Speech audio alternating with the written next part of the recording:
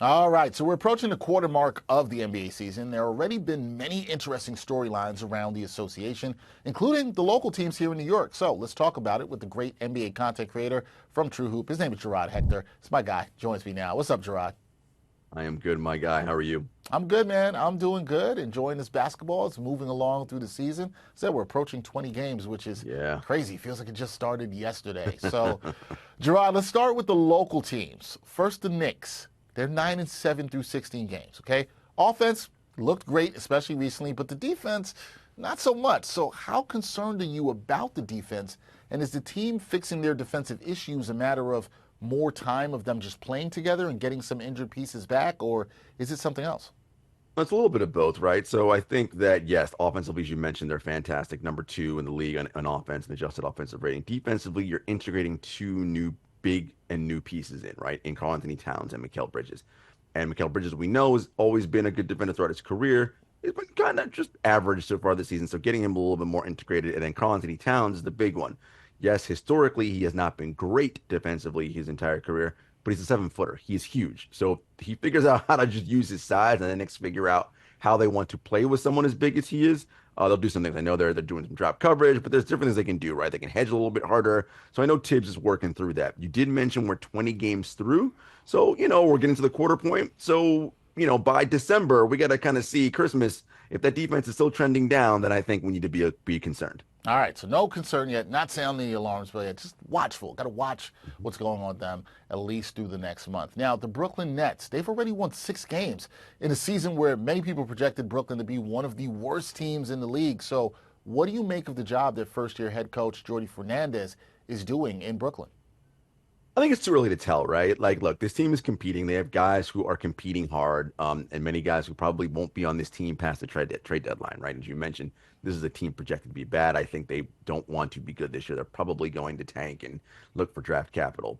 Jordy's still kind of learning things. You can see the team fighting. Like, he's got, it takes a while for coaches to quote unquote get good and have success. What they're seeing right now is you have two players in Dennis Schroeder and Cam Thomas who are good shot creators and good shot makers, right? So when you're in close games, those guys are helpful because they can bail you out. And Cam Johnson's shooting like 40 something percent, I want to say, from three. So they have guys who can make shots and who are pretty good at shot creation. So that's helping them in tight games. So I can't really make a verdict on Jordy Fernandez being good or bad as a head coach yet. It's still a little bit too early for him. Yeah, a bit early. He does have them playing hard on defense. I have noticed that. They play hard on defense. They compete. It'll be interesting to see if we still see some of those same lineups if they are serious about winning or tanking. We'll know soon. We'll know very soon what they're serious about. Okay, let's go down to I-95. Let's go to Philadelphia, where the Sixers heading into play on Sunday, they are 3-12. Yes, folks, 3-12. Now, there was a team meeting, Gerard, last week where Tyrese Maxey called out Joel Embiid. A lot going on down there. What's your biggest concern with this Sixers team, and do you believe that they can actually turn it around from this 3-12 start? Well, my concern is not team meetings, although, when you have early season team meetings, it's never a great sign. But look, kudos to Tyrese for holding Joel Embiid accountable. Look, my biggest concern for them Dexter, is health. How many games are we going to see Maxey, Embiid, and Paul George play together on the floor? Right now, hasn't been any, right? So, I mean, I think that's my concern. I don't know that we're going to see that this season, and that is my concern. Look, they're only 4 games out of the top 6, but there are 8 teams they have to leapfrog to get there, which means not only they have to start playing well, they're going to need help in front of them. Now, that's all possible, but that's a lot of ifs, right? And we're betting on the health of 2 players who historically have not been healthy.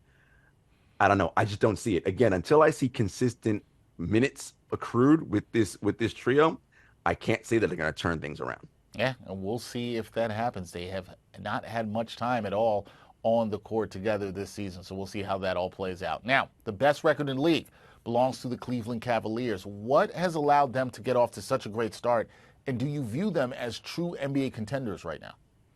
I do. They're third in offense, ninth in defense, I believe.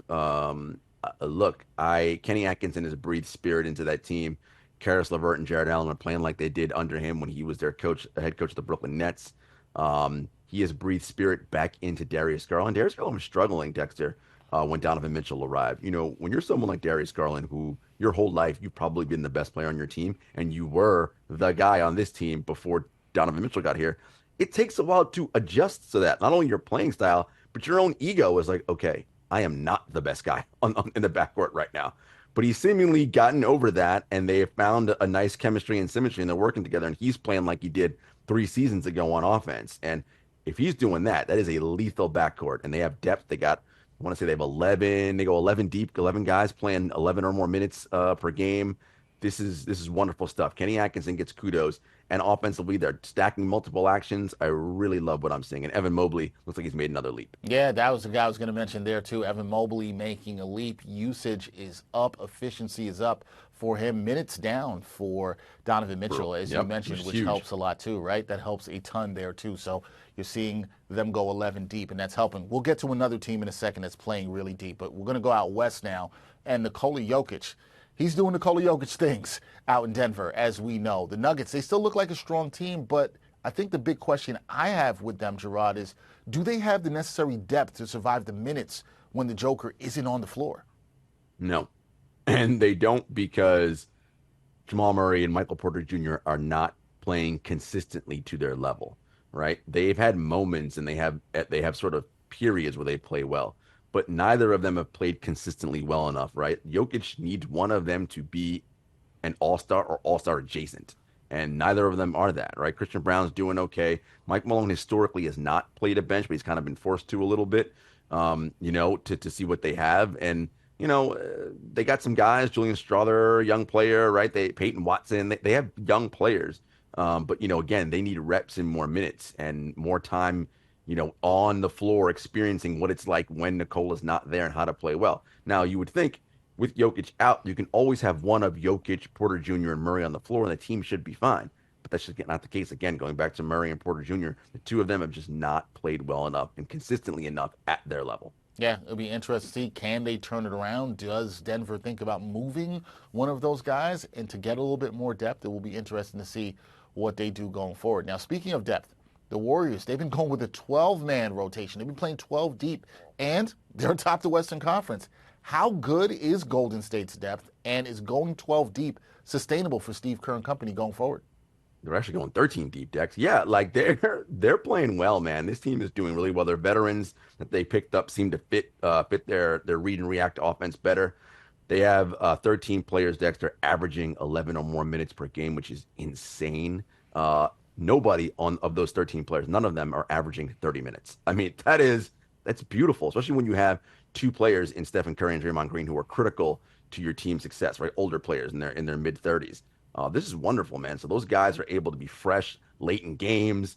Andrew Wiggins has seemingly had a resurgence after he dealt with some really tough personal stuff the last year and a half or so. So this is wonderful, and I think Steve is finding out again what he has, because injuries we know are going to come at some point, and it's much better to know, hey, here's a roster of guys I can count on instead of saying I have no idea what I have. Let me go find out now out of necessity because guys are out of the lineup. He's being proactive in that way. And I think and I believe it'll pay huge dividends in the long run. So you think it'll pay huge dividends for them in the long run? I just have a follow-up for you in that, because you and I have talked about this over time. It makes, I would say, I think, common sense, right, that you go a little deeper. You don't burn out your top-end rotation guys. We talked about Golden State. We talked about Cleveland, right? 13 deep with Golden State, 11 deep with Cleveland. Do you think this will maybe start a trend in the league of teams maybe going a little bit deeper into their bench, trusting their bench a little bit more? Because a lot of the notion, this, Jarod, being around basketball and covering it like you have, you can't go that deep. You can't play 9 or 10 deep. Well, these teams are doing it. Do you think this starts a positive trend where other teams might start doing this? I do think so, particularly with the pace of play that certain teams play at. The Pacers last year went 11, 12 deep, and I know they beat the Knicks in the playoffs last year, and the Knicks had some injuries. But part of the reason that the Game 7 was a blowout is because the Pacers were just fresher, right? They just got guys that can just keep coming in and out of the game, right? And when you play at that pace, you need that. I think teams will start copying that. At least I was going to say smart, but teams it makes sense to me, right? We have basketball rosters are 15 deep. If you're not going to use what's the point of having them there then? Right? If they can't play, then what are we doing? Develop your guys so that, again, when you are forced to play them out of necessity because of injuries, you're not saying, crap, what do we do? Right? Because you don't know, because they don't play. right? Now the problem is that it's tough for coaches to do that because they're worried about job security. When a Mm. young player or an unproven player gets in, he's going to mess up. Yes, of course they're going to mess up because they need reps. But short term, right? Manage it in the short term for potential long term success. It's no surprise that someone like Steve Kerr's doing it, who's got ultimate job security at Golden State. Kenny Atkinson is in year one, right? So he's got a little bit of a runway.